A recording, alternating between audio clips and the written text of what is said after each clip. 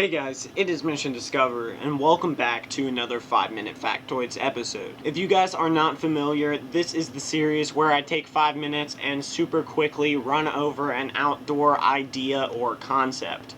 The topic of today's video is going to be neck knives. I'm going to be talking over the pros and cons of neck knife carry and how I developed this system and fixed the biggest issue that I see in carrying a neck knife for EDC. But we're going to start with the pros of neck knife carry, and the first pro is obvious to many.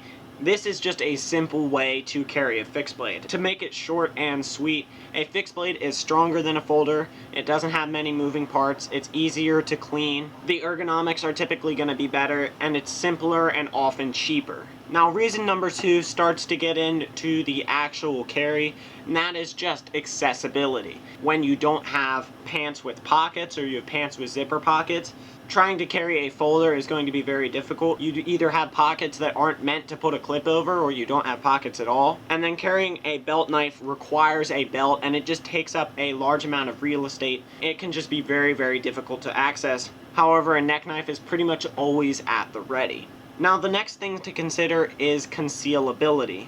With a folding knife, your pocket clip is pretty much always going to be exposed unless you have an in-pocket knife, but we're just going to talk about your standard knife with a pocket clip.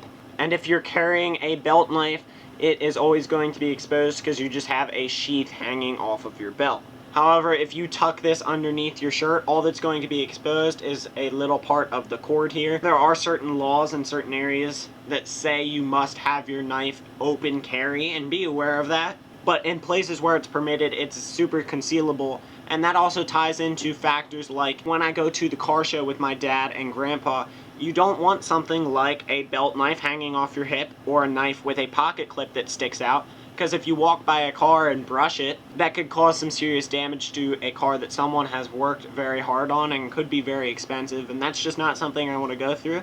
Now, the final pro of carrying a neck knife that I see is that it frees up pocket real estate. Whether you're like me and often have athletic shorts on, and just adding another object into your pocket carry would just weigh you down even more, or you just have a lot of stuff in your pockets and you don't have the room for a knife, carrying a neck knife gets that out of your pocket, puts it around your neck, and still lets you carry a knife without having to resort to sticking it in your pocket. Moving into the cons, there are 3 main cons that I see. First of all, I did mention accessibility and how it's more accessible in certain scenarios, but there are also a lot of scenarios where this is going to be less accessible. It's obviously going to be under your shirt at all times, and that can sometimes be a hassle. Second of all, this could be a cause of discomfort for some people. And finally, we have the fact that this could be very dangerous. If you don't set this up properly, this cord could actually strangle you. This is, in my opinion, the biggest reason that people would not want to carry a neck knife, and what I'm going to address in the remainder of this video. Obviously, having a piece of 550-pound breaking strength paracord around your neck just tied to a neck knife is probably not a good idea. So you need a way to make sure that this can release from your neck safely. And there have already been many solutions that have been proposed to solve this issue. Different slip knots that you could tie on paracord to make it release with a certain amount of strength, or adding something like a clasp that goes together and breaks at a certain point, or using a weaker cord or a ball chain.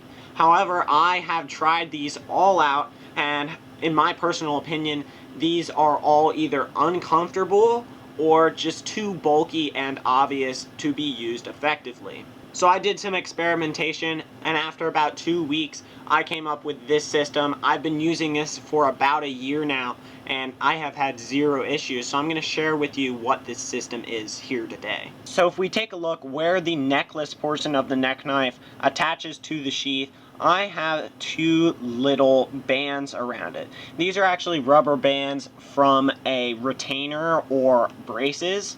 And this is, in my opinion, the best way to do this. But here in a minute, I'll show you several other ways that could also achieve the same solution. Now, what's interesting about this is that these bands provide enough retention to where you can pull on it pretty good And I have never had it come undone under any normal use case scenarios, whether I'm jumping around or running, whatever it may be, it has never come undone. But if you get snagged on something or someone grabs it and you pull hard enough, this will just pop right out of that band. Now, as I already mentioned, there are a couple other ways you could do this if you don't want to buy these little bands, but here's why I think this is the best solution. If this does get pulled off and it does have to release, you can actually just stretch this band and put it back over top with very minimal hassle. As you see, that only took me a couple of seconds. Now, to rig up the version with the rubber band, all you're going to do is tightly slide your rubber band over top of the paracord before you loop it through, then pass it through your hole and just slide the end back through that rubber band. So if you don't want to use that rubber band system, all you're going to need in addition to your standard piece of paracord that you'd be using anyway is any small diameter string.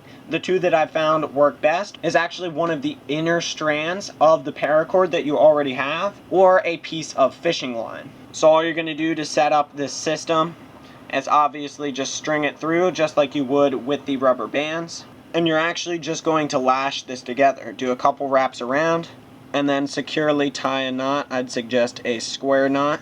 Now, as you can see, this provides some good retention as well, but in the same manner, if you pull on it, it will just slip free with a decent amount of force. And with that, that is actually all I'm going to have for you guys in this video here today. If you did enjoy the video and learn something, make sure you leave me a like and possibly consider subscribing if you haven't, because I've got more informational and educational content just like this coming your way real soon.